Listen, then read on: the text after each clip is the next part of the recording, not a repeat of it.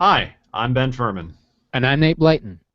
and this is Patch In, the monthly show from SoundNotion.tv dedicated to the wonderful world of electroacoustic music. Let's start with some products, news, and information. So, Keith McMillan, who makes some of my favorite MIDI gear, has a new product available called the K-Board. It is essentially a Q-Nexus without all of the CV and OSC features that I find so attractive. But it's also cheaper, and again, like the Q-Nexus, it has the exact same form factor and durability. They did the stress test with the watermelon again. So if you're looking for a great keyboard to throw in your laptop bag, go for it. It's only $100 now. And as always, we're excited to see the new Max 7 is finally out. Ben says he's downloaded a demo and is going strong with it, and I'm excited to try out the new features. I haven't gotten a chance to download it myself, but yeah, I understand. I remember we talked a little bit last month about what the new features were going to be, and now's your chance. You can get it and try it out yourself.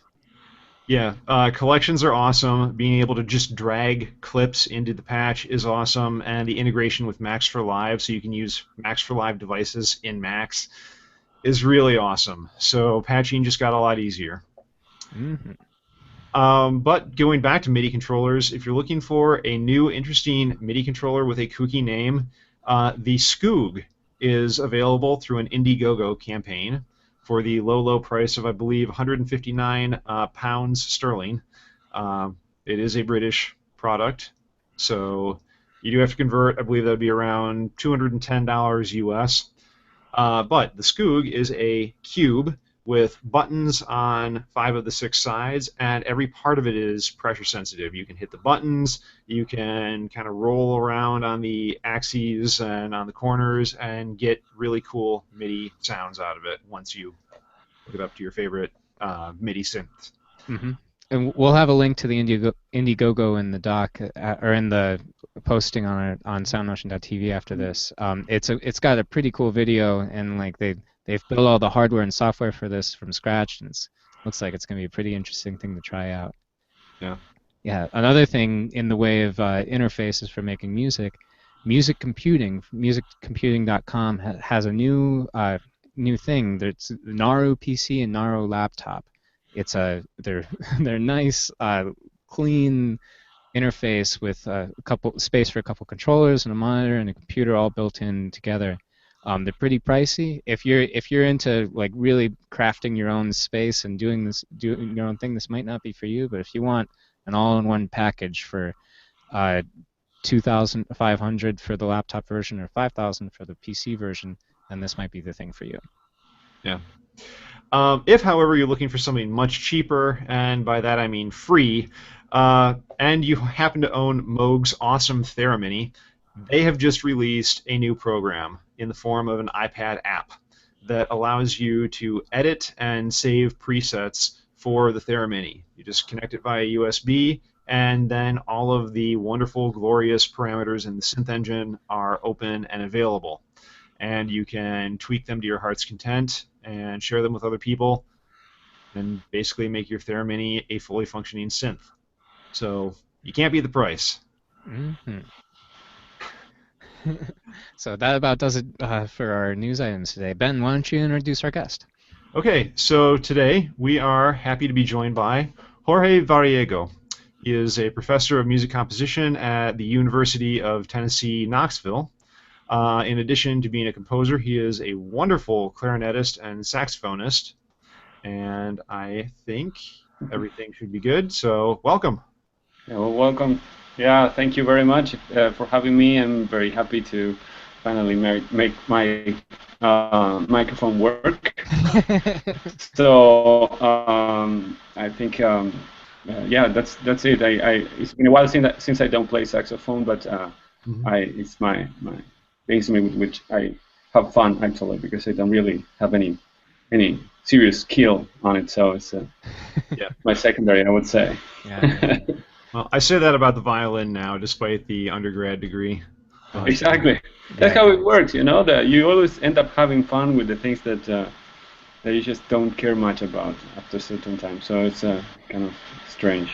Yeah, Right. it's So interesting how those things shift. Yeah, but yeah, yeah, definitely. So very happy to be here with you.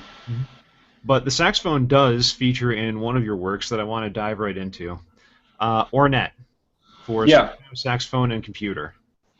So I saw a paper session that you did at Mhm. Manchester's New Music Festival a couple years ago, where you described Markov chain structures in the music of Charlie Parker. And this is the piece that reflects that. So could you tell us a little bit about this and what you found in Charlie Parker's music? Yeah, that was a type of experiment that I started. When I was reading Cope, I think that we all read Cope's book Oh yeah. about style and Emmy and all that, computer and musical intelligence and all those concepts. Some of them are very conflictive, and some of them are very inspiring. Mhm. Uh, for many reasons, they are the positions are very I would say fresh. Um, from my viewpoint. And I was studying some of his work, and I thought, well, why not to try to do my own, try to make my own little paradigm that will imitate someone's style. And because I happen to like the saxophone and Charlie Parker, I decided to start from there. So Mhm. what I did is I took a very small portion of his improvisational output. I just took a chorus of, I think it was confirmation, of his solo, and then I did just from that little excerpt, I did a study of the intervallic content and the rhythmic components of that. So and I created a little algorithm in SuperCollider that will play. Uh, Not exactly, because the idea wasn't the goal wasn't to imitate the style, but to learn more.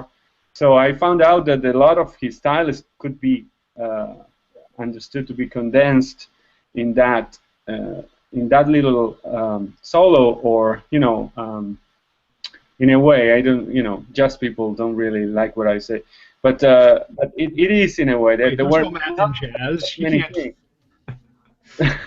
Yeah, they're pretty brutal with this, but that's the idea, It's like, well, if you create a set of a chain that is based on a very small amount of his improvisational output, and then still sounds like Charlie Parker, that means a lot. hmm It's like you could be biased due to the fact that I told you that it's going to be about that, but even though I think it shows a lot of about the consistency, the repetition, how the motifs are not varying that much. There are a lot of intricate chromaticism, but a lot of things that are remain the same. So I thought that that was interesting to at least to open a door there for me or for whoever wanted to destroy my position.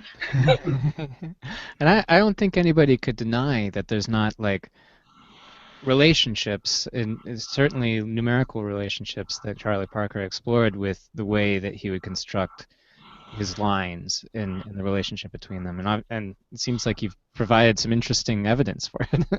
Yeah. Yeah, yeah, it was interesting to see to complete. I always with myself and with my students, I always foster this idea of using analysis for creative activities, right? So we're all taught music theory, we're all taught analysis. So why? It's not just to something that it will stay somewhere in our brain without coming out ever. I think that those activities that link the deeper understanding and analysis of a style of certain composer with a creative output based on that make a lot of sense to me, I think. hmm Well, and it's interesting that you used Markov chains in this. Those are kind of a pet hobby of mine. Yeah. Um, I suppose that goes true for a lot of composers as well. But Yeah. hmm this idea of somewhat determined outcomes based on previous actions is a Mhm. really interesting thing, especially when you apply it to not just serial music, but to something that has chromaticism, but is still in general tonal. So did you notice Yeah. anything with that when you were working on the code, that it was becoming too chromatic or too tonal or just exploding into different directions that you didn't expect?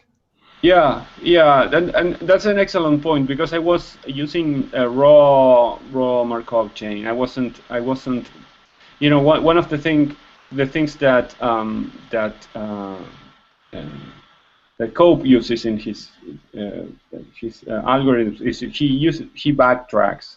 Yeah. So in order to fit certain, if I wanted to make this more accurate as an imitation, which was his goal, I could have said, well, I'm going to be in an A minor key chord at this moment, so if the note that the algorithm spits at the end, it's a note that doesn't go, I will go back and backtrack and give me another note that will fulfill the requirements of the Markov chain, but would also fulfill the harmonies of the moment. I didn't do that. I guess it could have been done, and it wouldn't be that complicated to do because if you think about it, it's just another conditional. Right. But the goal for me wasn't to imitate because that's been done, and it becomes more like a some people call that like a circus, a number. Mm-hmm. Oh yeah. And this is there's all this historical approach to that you see all this robots that play music and things like that. And if you think about what they are, if you imitate that, if I try to imitate Charlie Parker, that would have been the result, and that wasn't the idea. Yeah. Well, let's play a little bit of Charlie Markov. Hopefully this will work. All right. Or not Charlie Markov, Ornette. Yeah.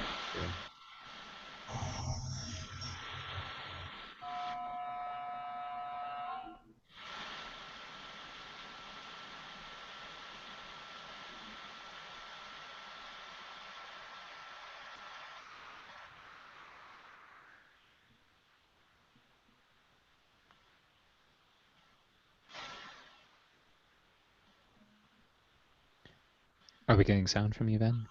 Yeah, it's really faint. I'm going to skip ahead a little bit. Okay. This is around the 3-minute 50-second mark. Okay. Into the video for those of you who are keeping score.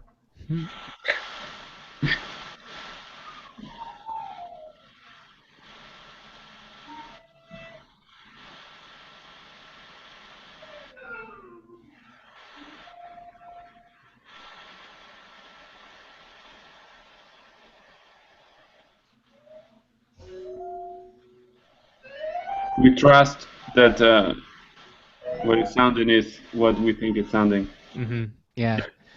So, and I suppose we can kind of drop this in a little bit later too, but or in our we do a little bit of post production on the show as well. Yeah, that's okay. I understand. We should have given that disclaimer. But yeah, and this is the video we were playing from is available on your YouTube channel, and notice you've got a lot of interesting things on there. Another like some technique things. We had another piece that we were looking at, Study on a Fundamental. Oh yeah. Yeah, for violin prepared or piano and prepared clarinet and computer. Yeah, yeah. That is a very funny story. I wanted to write a piece that would employ the clarinet. When I started a long time ago, I had my two clarinets in the same case, like you usually do when you have a double case. And I was playing in a group. We were playing contemporary tango, in Argentina a long time ago. Yeah. And we were playing outside, and I was running late, so I arrived, and I put very quickly my instrument, and then we started playing, right? Yeah. And then the notes started to sound funny, like I couldn't tune the notes, and it was very strange. So then I went back, like after the first piece, and I realized that I have taken one part, the upper joint of the B flat and the lower joint of the A. And it's like yeah. So after this I started thinking I need to use this again. because there are certain notes, it gives you a scale of 11 and a half notes or so. Wow. Not quite the bowl. Because the distances are accurate in the upper and the joint and the exactly. So I thought, well, maybe I can use the electronics to match that in a way, and use a violin that will be able to definitely match, and a piano with some preparation or whatnot. And I thought that was my goal, just to use that in that particular piece. And now returning back to the fundamental, when you are mixing and matching parts of the clarinets, what fundamental do you get? Well, the idea is that that's a good question. But the idea is that everything moves around a very low note on the piano, and there's a so it's like the instruments play around the different areas, and that is what and the electronics do the same with different types of intonation and things like that. But it's not that the clarinet is suggesting. No, the clarinet and the upper instruments play around the spectrum of the lower note of the piano. Right. There's definitely a bit of a Grisey and Murai influence to the piece. Could be, yeah.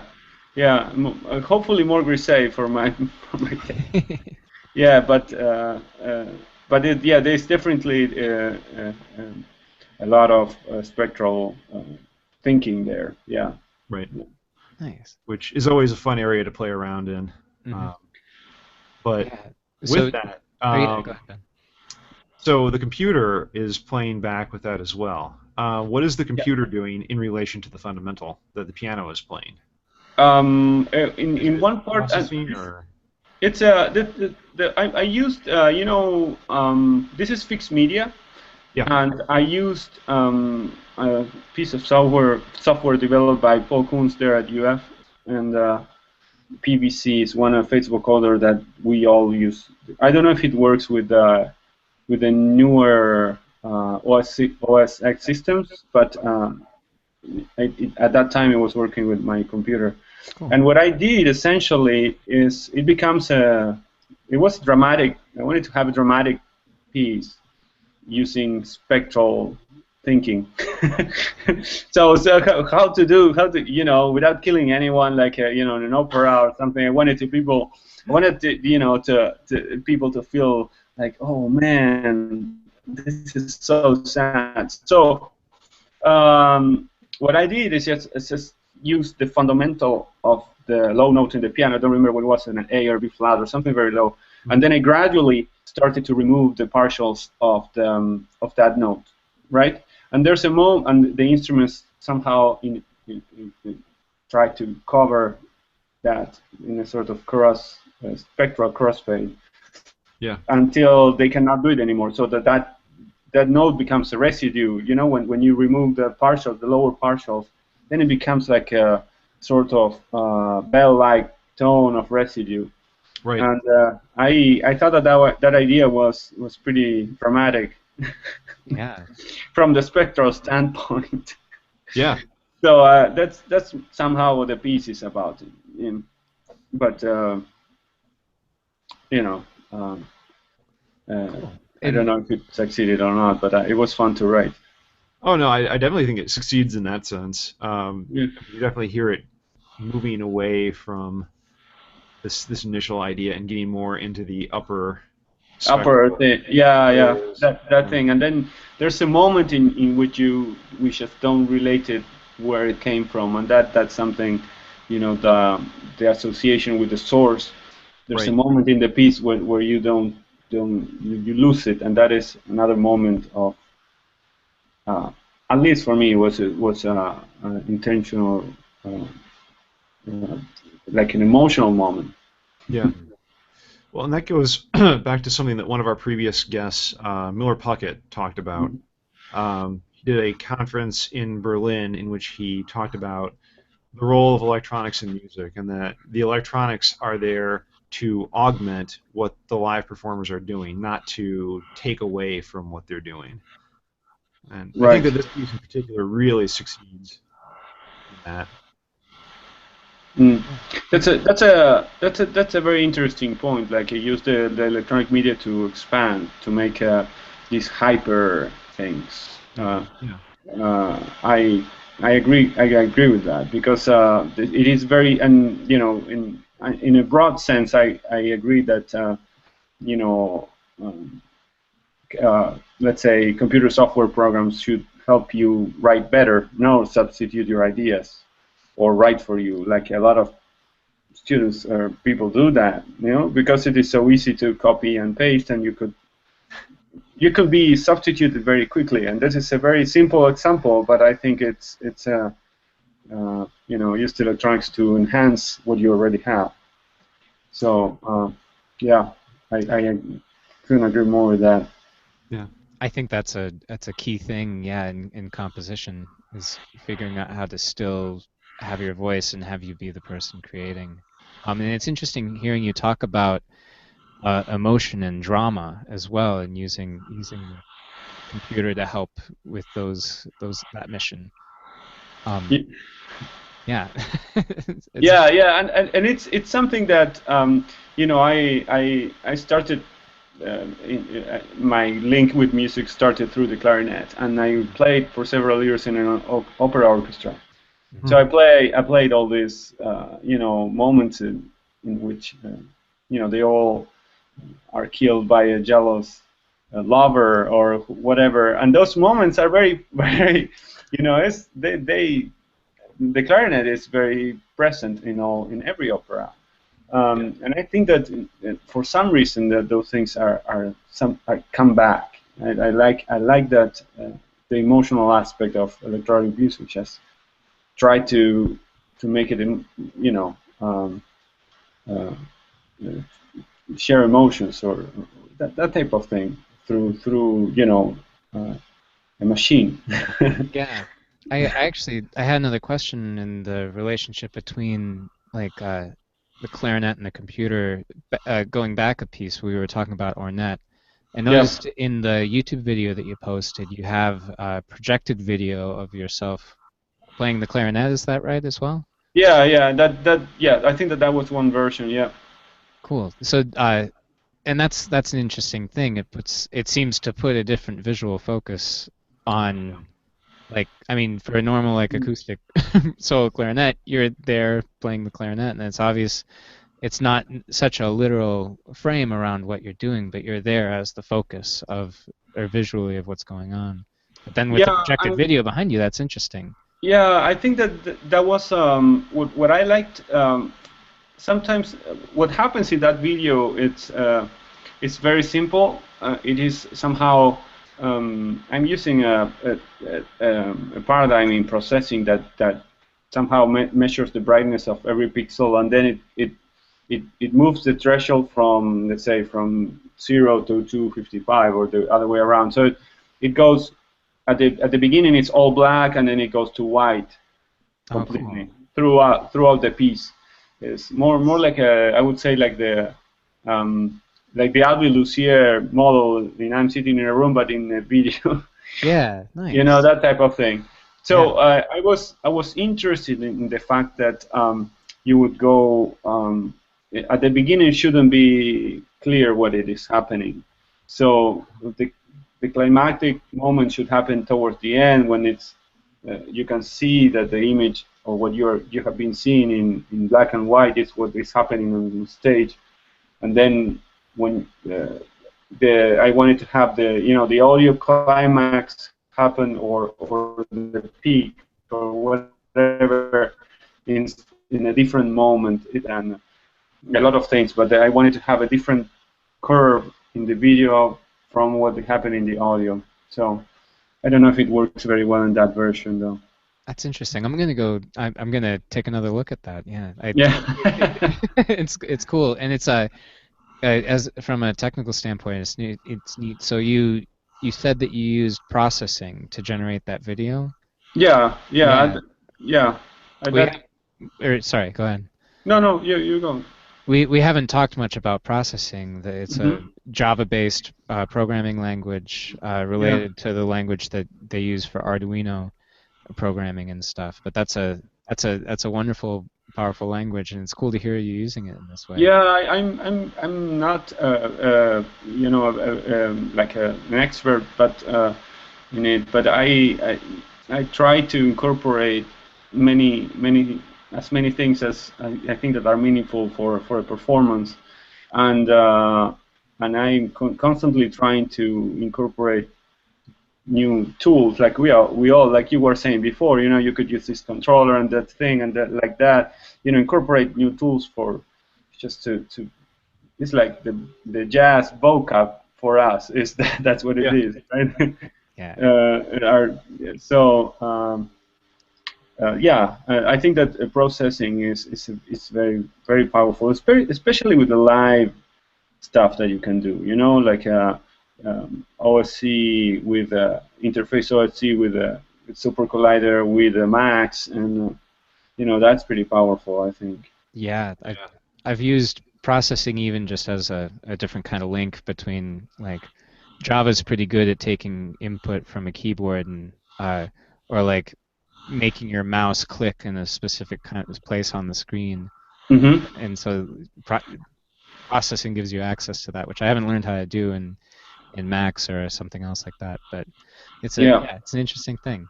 Yeah. Yeah, and there are a lot of the idea of this is open source software is always related to the existence of a community around it. So Hmm. you always find people doing things and sharing stuff, and you may make this. Uh, I mentioned this because I found I wanted to make a game piece the last time, and I made something with a game like a simple Tetris that was played with sounds. So I found the Tetris somewhere. That doesn't happen usually with other pieces of software. This one is because it's a community. You say, well, can I use your thing, and then it's okay, and then you share back, you contribute back with something, and that is what I also find attractive from the type of sources. Hmm. Yeah. Yeah. Well, Well, or Ben, go ahead if you. oh, I was going to say, let's play a little bit of study on a fundamental so that people can get a clue as to what we're talking about.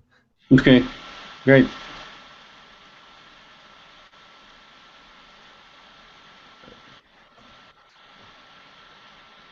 So this was performed live. Mm-hmm. The video is on the YouTube channel. So here we go.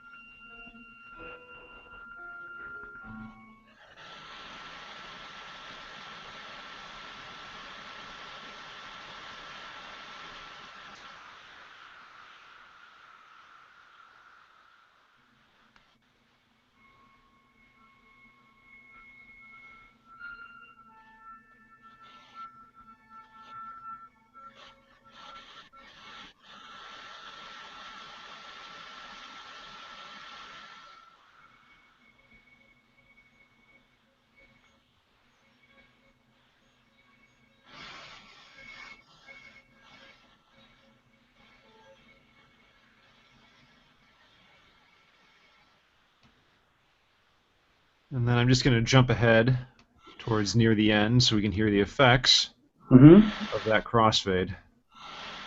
So this is jumping to the 9-minute mark.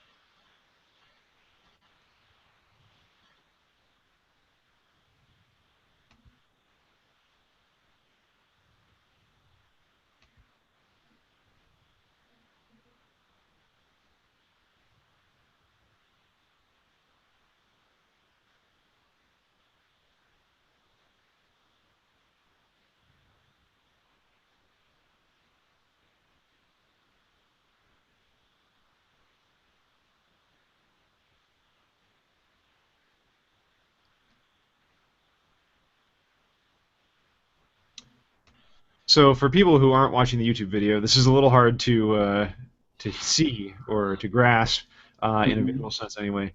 But that second point starts off with just the computer playing. Everyone on stage is absolutely frozen and motionless until the violin comes in with that very, very high, haunting last couple of notes. Yeah.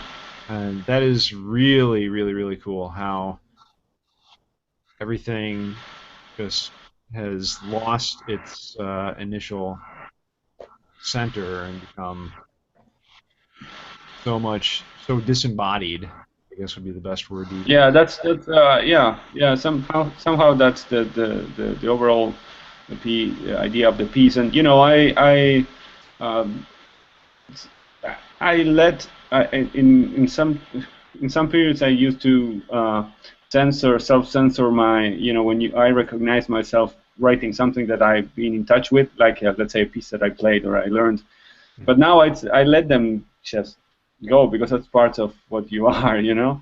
And yeah, and that there was this piece, I'm sure there's a movement. I think it's the last movement on the quartet, Messiaen's quartet. For the end of time, that finishes with the violin, like he was such a religious person, and what it said, well, you're a violin player, so this story of like ascent through the last movement for violin and piano. So the violin seems to be evaporating through to heaven. I don't know, ascending in a way. So I like that idea very much. So. It doesn't have any religious connotation, my piece, at all. But that is what I like. This instrument that somehow evaporates. Yeah. And so the piece was about that, in a way. Yeah, and that's I think a good choice. Like a violin is a good instrument for doing that kind of thing as well. They can play, yeah. They can play very quietly, very high. Well, other violinists can do that anyway. Not retired ones like us. Yeah. Yeah. Well, and I wanted to mention one other piece of yours. You mentioned using open source software, and I understand that SuperCollider played a role in a piece of yours called La Jungla. Oh, yeah. Yeah. Yeah. Can you tell us a little bit about that piece? Yeah. This is there's and in South Latin America there are many electroacoustic associations or groups of people working towards collaborative projects and things like that. And there's one that they wanted to put together a CD of short pieces, and this is for that project that is coming. I think it's coming out kind of soon. Cool. So it's like Red Latinoamericana de Música Electrónica or something like that. But so this work was based on a sample on a sample library that a friend of mine incorporated in a book that he wrote about extended techniques for the string instrument. So he has the book with all how to write, and it has a very cool CD that comes with it. And I told him, man, I'm going to kill these samples because they are so cool. And yeah, so that's why his last name is Ajubita. So I said like it's for piano and Orquesta de Ajubitas because it's his name. It was like I have to do something for this guy. So so this piece is an algorithmic piece, something that could play forever, but I chose a part that I liked, and it plays with densities and samples being routed through different effects, and sometimes using the envelope that I use to envelope the amplitude of the sound, just to use as a multiplier for the rate, so that you hear these sandos here and there. So it's a very simple synth instrument in a SuperCollider that is played through a routine that that somehow plays around the idea of density. So sometimes it comes very active, and it ends up sounding like a jungle type of thing, Nice. even though they all are string sounds. For me, it was it was cool too, because it was a discovery again, like something that came. The electronics surprised me. Like, wow, this is cool. So I'm gonna develop it further. And that was what happened in this work. Yeah. That's a Nice. wonderful thing to have, like, a couple layers of wonderful things in there, like some sounds that were just too cool, and you had to had to use them. Exactly. This is. It doesn't happen that often, And this guy gave me this book, and we trade. I gave him one of my CDs, and he gave me this book, and then I continue to use some of those. Yeah. That's great. Sounds like you got the better hand of the trade. So. Well, maybe he listened to my CD all day long. I don't know. Yeah, sure, exactly. I don't know. I wouldn't say no. That'd be amazing to give him a copy of the SuperCollider, so he can just have it running, Yeah, exactly. Forever. Oh, like leave it there all day long until there's a power outage. Right. Perfect. Well, don't say that. We might have one here in Michigan pretty soon. Oh no, man! Fingers crossed. Hope everything is fine. So far, so good. Yeah. But let's play an excerpt of La Jungla.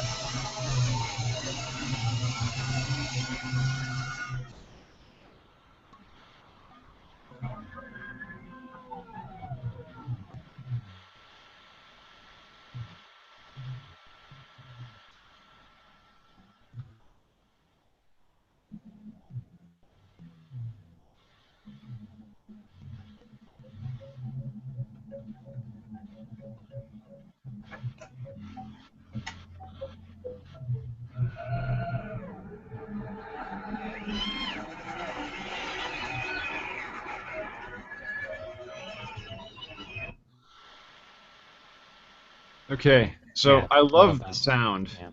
of those strings. Yeah. Some of them are. Golden, granulated, And and speed stuff is just great. Yeah, it's strange because he wanted to develop somehow expand the written. I don't. We talked about this several times with him, but he's a viola player, and I think that he wanted to stimulate composers to write new effects or to know how to write this, But the coolest part, I mean, for me, it wasn't the written aspect of the book. It was the audio. Yeah. yeah. I'm a viola player myself, and that. Oh, really? The land of sounds you can make with these instruments is pretty rich, for sure. Yeah, he did all these things that you can barely recognize the instrument. It's kind of fun. Yeah, the first time I listened to this, actually, I just clicked on the link that you had sent me, and I wasn't bothering to read anything on the SoundCloud page. And without knowing that it was strings, it doesn't sound like that at times. Here, eventually, it goes into the Cole Enyo section. You're like, oh, okay. Okay, this is yeah. It sounds That first minute or so is just had me scratching my head and going, what is this sound that he's using? Yeah. What is that? Yeah, and then there's not that much of processing of the sounds. The sounds are like they are. I just made like we do, like put them in categories so you can use them depending on some of the qualities that are meaningful to you, and that's what it was. So yeah. It's a wonderful piece, and I'm glad to be able to listen to it as much as I want on your SoundCloud. So just not the infinite SuperCollider algorithm. Yeah, if only. That's nice. Think about it. It's like the infinite music. Exactly. Yeah. Yeah. So you mentioned that you mentioned a couple different electronic and electroacoustic music festivals. I understand Ben just got back from a pretty cool one that had something to do with a barn dance or something like that. Indeed, Yeah, I that's did. so nice. I think I think that we went to the first one. I was there, the very first one. Yeah, we met for the first time at the Juke Joint, which There, was yeah, Mississippi. exactly. It had a different name. Yeah. Yeah, but yes, Mark Snyder's festival is still going strong. It is now in Virginia, so it's a barn dance because they don't really have juke joints in Virginia. Perfect. But they do have lots of composers, lots of performers.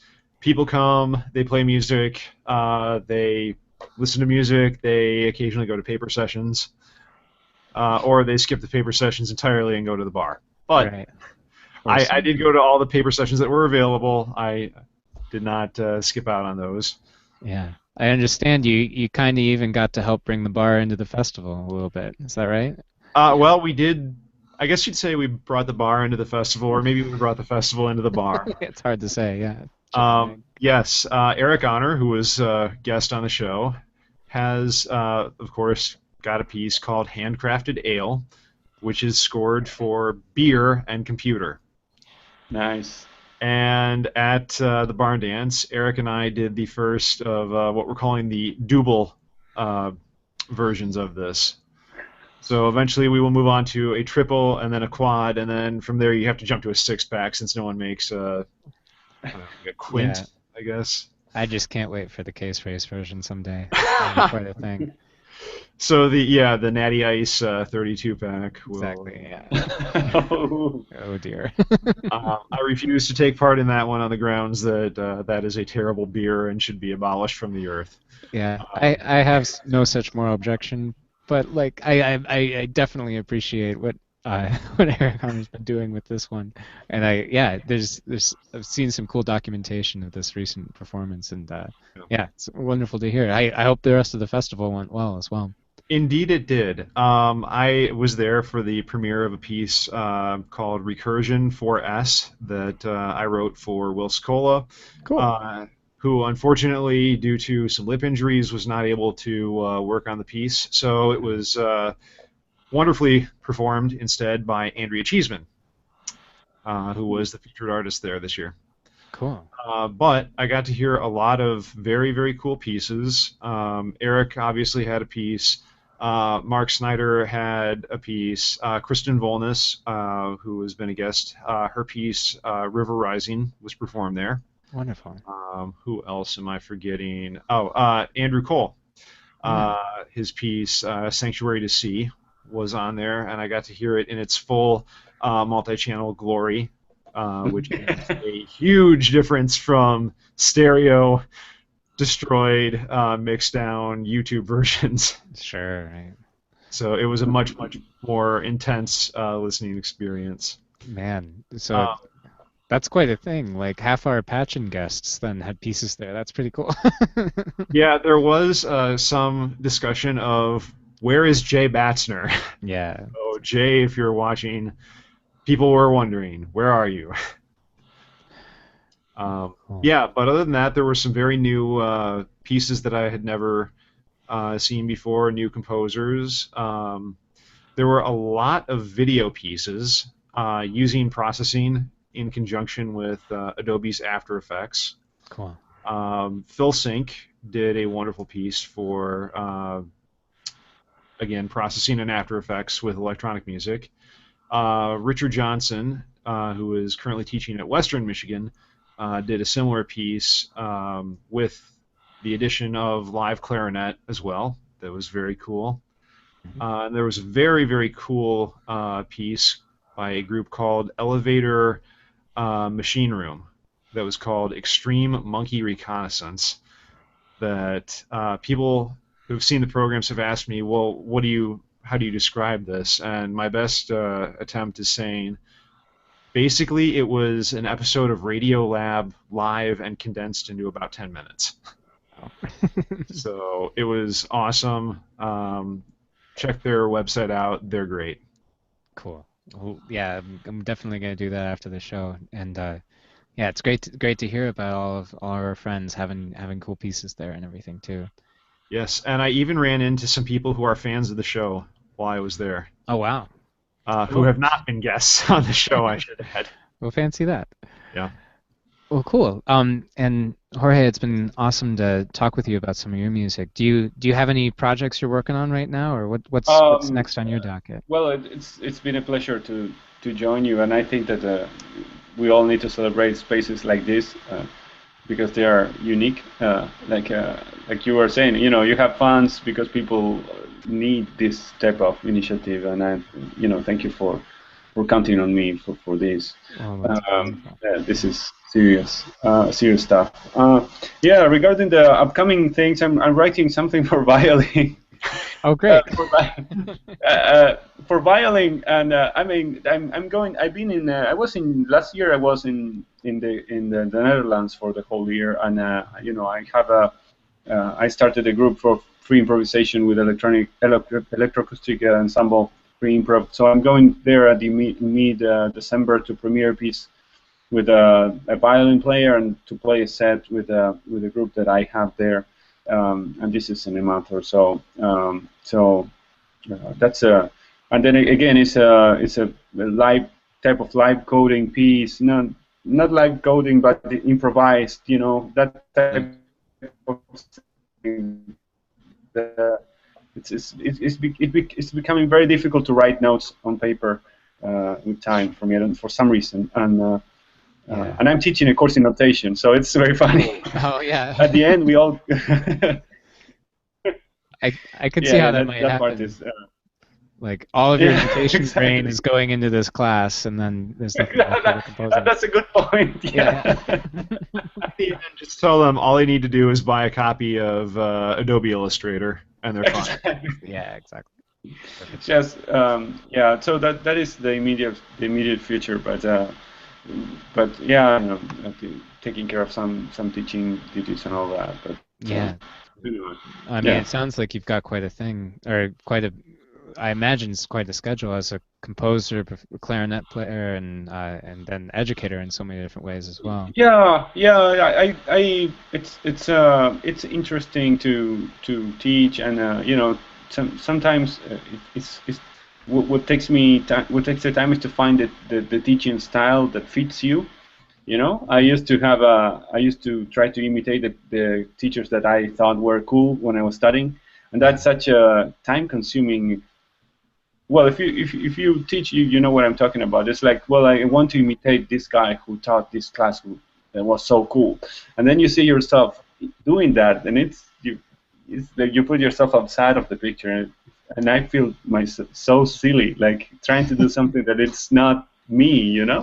Yeah. So that sometimes takes a little bit of time in general, but to combine the creative with the teaching, like you said, it's not as easy as it seems. Yeah. But yeah, I think that's Well, cool. Cool. Well, it's going. I think we might have arrived at our last segment of the show. Ben, Yeah. I Okay. believe it's Ben who's up for our monthly 2-minute challenge. I am, aren't I? Yeah. So, Do we have a timer now? well, actually, I don't. So we'll just kind of have to trust you. But Awesome. yeah, All right, so yeah, our viewers, of course, are familiar with our infamous 2-minute challenge, in which we take some aspect of electroacoustic music and try and explain it in 2 minutes or less. yeah. So this will be the first time that I'm using a controller in order to actually play back examples. Ben, what is that shiny thing with all the lights? This shiny thing with all the lights is Keith McMillan's Cuneo controller. Okay, cool. So yes, when I said earlier that I love their MIDI gear, I really do mean that. I'm not just shamelessly trying for free stuff.